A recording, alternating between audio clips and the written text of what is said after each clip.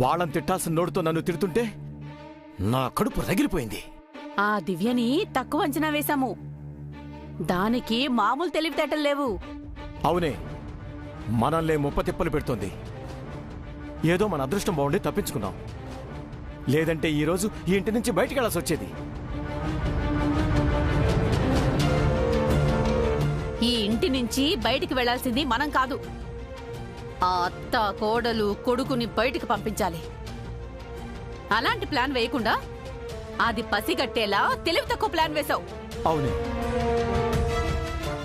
ఇదంతా నా అసమర్థత, తెలివి తక్కువతనం వల్ల జరిగింది. ఇక మీదట అలా జరగనివ్వను. ఆ దివ్యని ఊరికే వదిలిపెట్టను.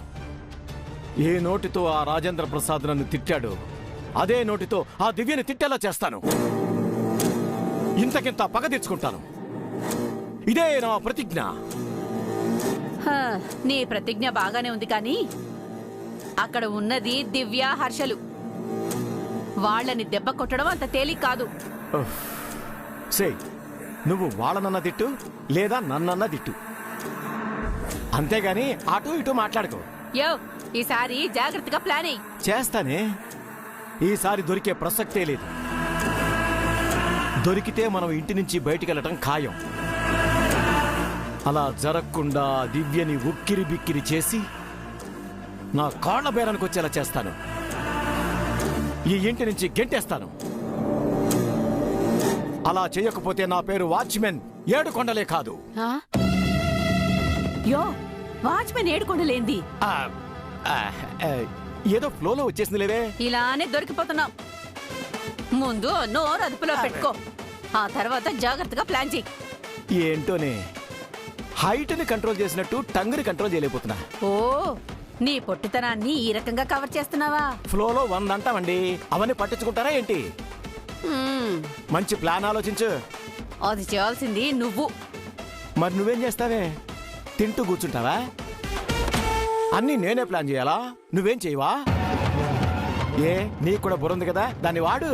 సర్లే, మన మీద వాళ్ళు గెలిచారని దివ్య, హర్షలు పండగ చేసుకుంటున్నారు. మన ప్లాను దండగైనప్పుడు వాళ్ళు పండగే చేసుకుంటారు మరి.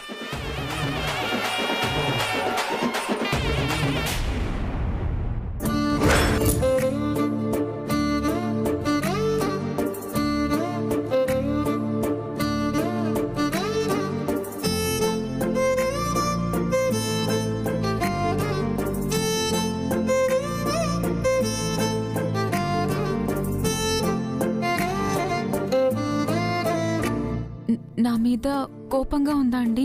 ఎందుకు? అదే, మన గదిలో మా నాన్న ఫోన్.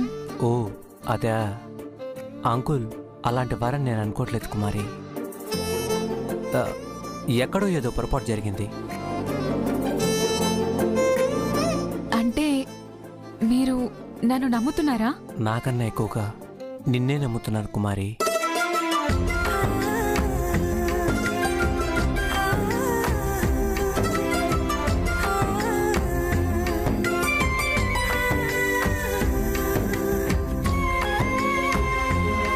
మీరెంత మంచివారండి. మీలాంటి భర్తకు భార్యనవ్వడం నేను ఏ జన్మలోనో చేసుకున్న పుణ్యం. నాకంటే అదృష్టవంతురాలు ఇంక ఎవ్వరూ ఉండరు.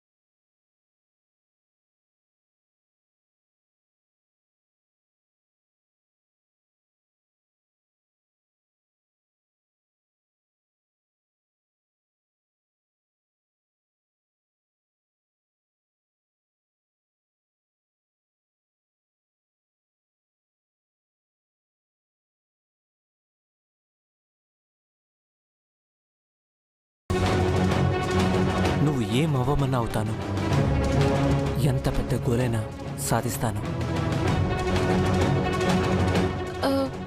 నేను ఏం చెప్పినా చేస్తారా? నువ్వేమడిగినా చేస్తాను. నేను ఏమడిగినా ఇస్తారా? ఇస్తాను. మళ్ళీ మాట తప్పరుగా?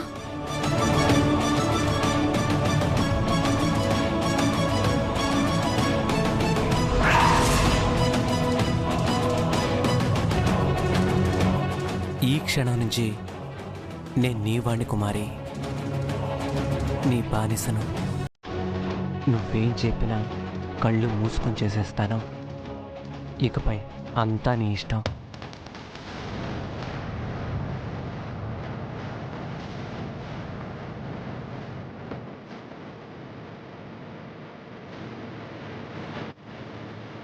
చాలా థ్యాంక్స్ అండి.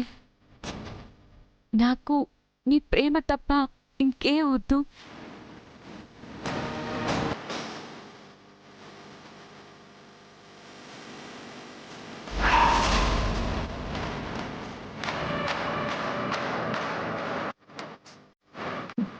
ఈ క్షణం నుంచి నిజంగా నువ్వు నా బానిసవే దీపు. నిన్ను అడ్డు పెట్టుకుని ముందు దివ్య అక్కను, హర్ష బావను, సుమిత్ర అత్తయ్యని ఇంటి నుంచి వెళ్ళగొడతాను. ఆ తర్వాత ప్రసాద్ మామయ్యను, శుభన అత్తయ్యను కూడా తరిమేసి ఈ ఇంటిని, ఆస్తిని నా సొంతం చేసుకుంటాను.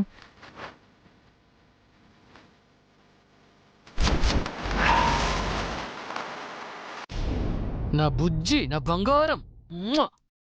ఈరోజు నీ వల్లే మనమందరం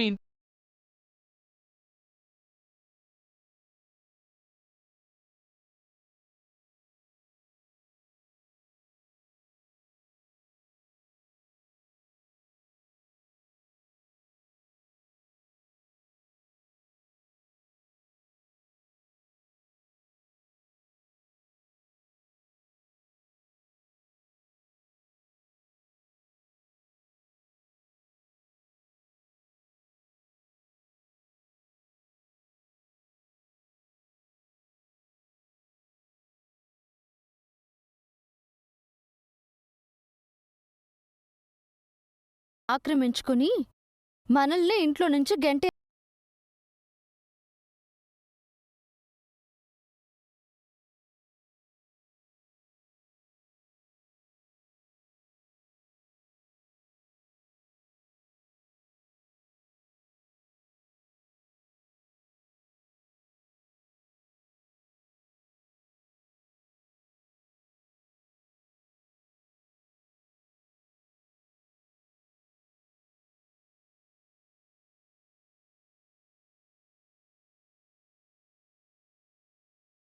కలుపుకుపోవడమే. అయినా ఎన్నిసార్లు క్షమించాలమ్మా?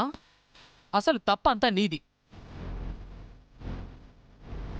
అసలు ఈ పెళ్లి వద్దు అని చెప్పినా నువ్వు వినలేదుగా. ఇప్పుడు చూడు, రోజుకో ప్రమాదం తీసుకొస్తున్నారు. లేదండి, అత్తయ్య చెప్తుంది కరెక్టే. వాళ్ళని ఇంట్లో నుంచి పంపించడం కాకుండా ఈ ఇంట్లోనే ఉంచి వాళ్ళని మార్చాలి. ఇకపై మనం ఆలోచించి అడుగు వేయాలి. లేదంటే మావయ్య గారికి మనకి మధ్య దూరం పెంచుతారు. అవునమ్మా, ఇక నుంచి మనం జాగ్రత్తగా ఉండాలి. లేదంటే నువ్వు అన్నంత పని చేస్తారు వాళ్ళు. పాముకు పాలు పోయడం ఎందుకు? మళ్ళీ అది కాటు వేయకుండా కర్ర పట్టుకుని కాపలా కాయడం ఎందుకు? మీ అత్త కోడలు నాకు ఇప్పటికీ అర్థం కారు. ఏం బంగారం, నీకేమైనా అర్థం అవుతున్నారా? సర్వే జన సుఖినో భవంతు.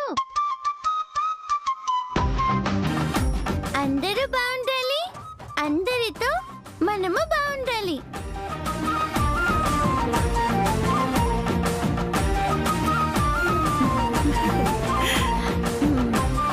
నా బంగారు తల్లి.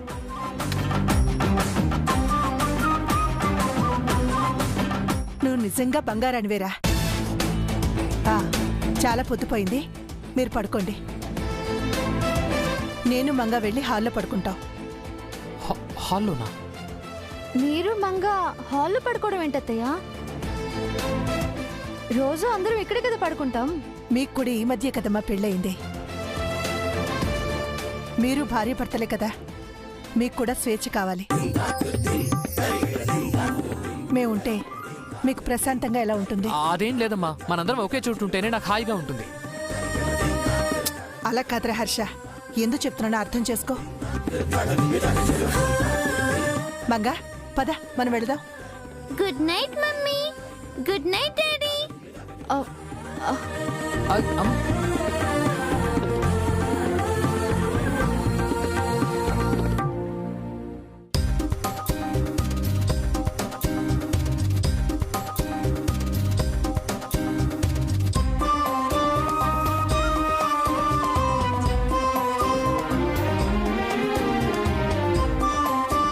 డోర్ వేయండి మీరే వేయండి. ప్లీజ్ అండి, మీరే వేయండి. నేను వేస్తే బాగోదండి. నేను వేయడం కూడా బాగోదండి.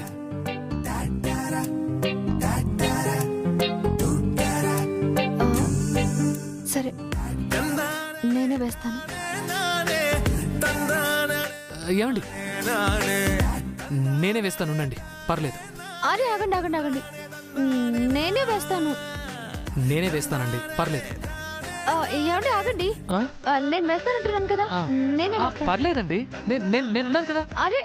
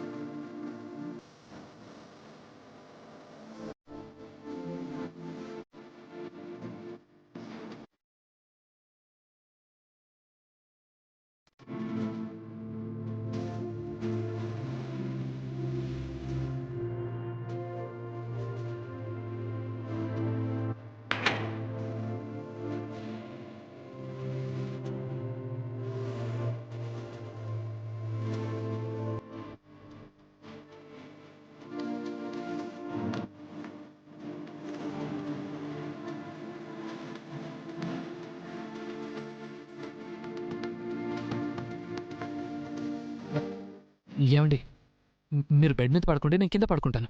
ఆహా లేదండి, మీరే బెడ్ మీద పడుకోండి, నేనే కింద పడుకుంటాను. అయ్యో, కింద పడుకోవడం నాకు అలవాటేనండి. భర్త కింద పడుకోవడం, నేను బెడ్ మీద పడుకోవడం అస్సలు బాగోదండి. అది కాదండి, బెడ్ పైన ఫ్యాన్.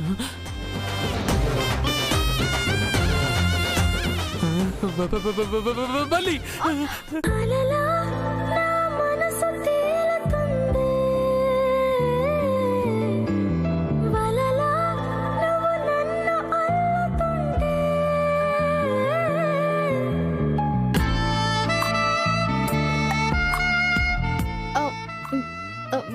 బల్లా ఎక్కడండి?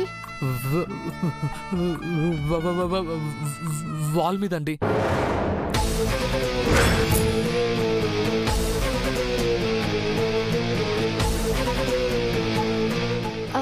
అక్కడ బల్లేం లేదండి. లేదా? బల్లి ఉండాలి. వెళ్ళిపోయినట్టుందండి. మీకు బల్లంటే భయం కదండి. మీరు బెడ్ మీద పడుకోండి, నేను కింద పడుకుంటాను. వద్దండి, బల్లి కిందికొచ్చేసింది, మీరు పైన పడుకోండి. బల్లి, అమ్మో బల్లి!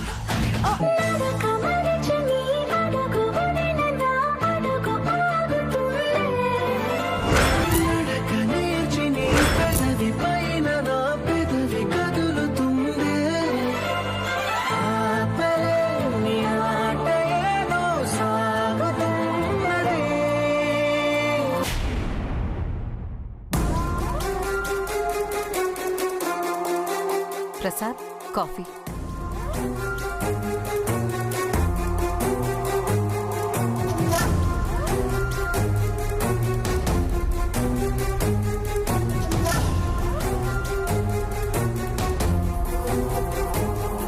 నీతో కాస్త మాట్లాడాలి ప్రసాద్. ఏ విషయం? కట్నం డబ్బులు అడుగుతుంటే వియ్యంకులు గారు రోజుకొక సాకు చెప్తున్నారు. ఈ రోజు నువ్వడుగు. ఇస్తారులే, పదే పదే అడగటం ఏం బాగుంటుంది? పెళ్లికి ముందు ఇవ్వాల్సిన కట్నం పెళ్ళ ఇన్ని రోజులవుతున్నా ఇవ్వలేదు.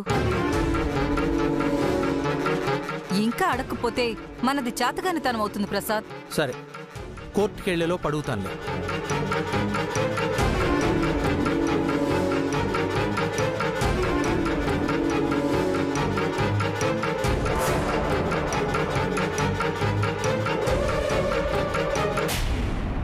నాన్న నాన్న నాన్న నాన్న కొంప మునిగిపోయింది నాన్న.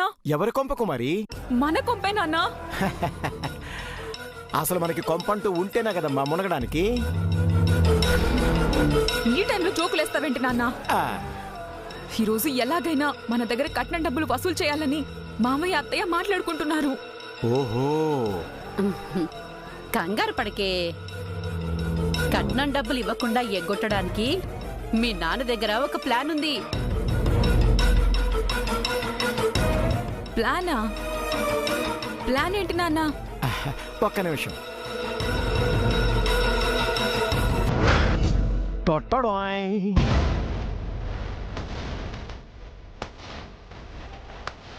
Kerosene plan. కిరోసిన్ ప్లానా? ఏంటది?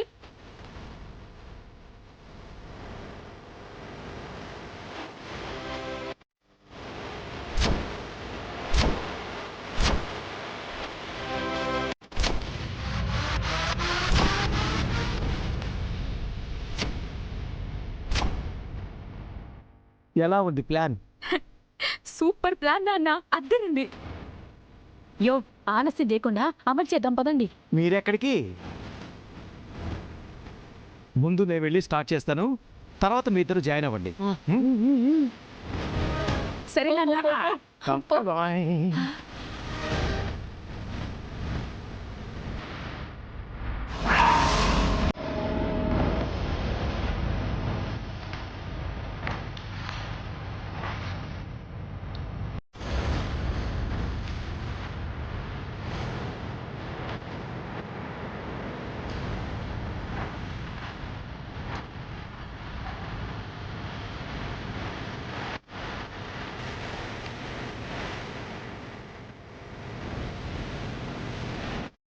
ఏడుకొండలవాడ వెంకటరమణ,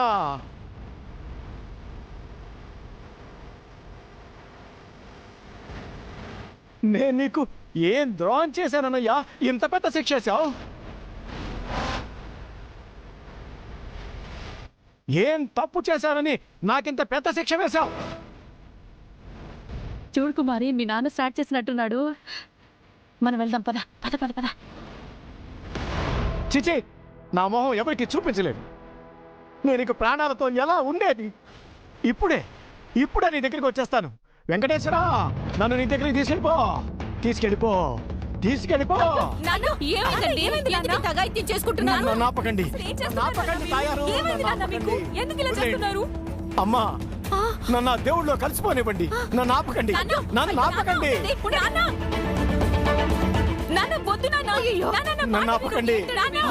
ఏడుకొండలవాడా, నన్ను ఆపద్దు. నేను చచ్చిపోతా. నన్ను ఆపద్దు. అన్నయ్య గారు, అయ్యో ఏమిటిది? ఏమైంది? ఏం చేస్తున్నారండి? ఏం జరిగింది బావగారు?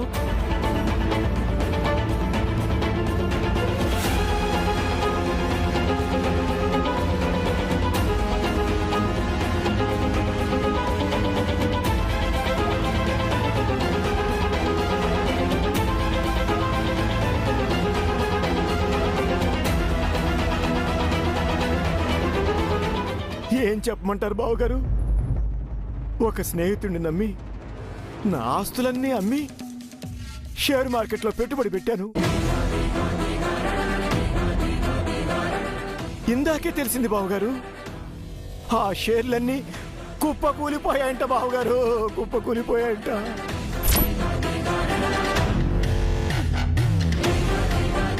నా ఆస్తులన్నీ ఆవిరైపోయాయి బావగారు.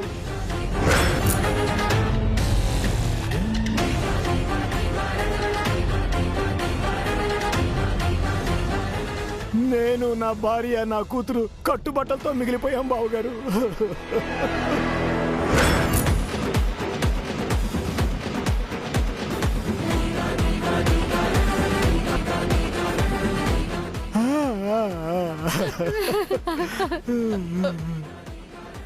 కట్నం డబ్బులు ఎగ్గొట్టడానికి ఈసారి మావయ్య మాస్టర్ ప్లాన్ వేశారండి. ఆ ప్లాన్ని మనం మడత పెట్టేద్దాం. ఇంత బతుకు బతికి కట్టుబట్టలతో మిగిలిపోవడం కంటే కట్టెల్లో నేను కాలిపోవటమే బెటర్ బావగారు.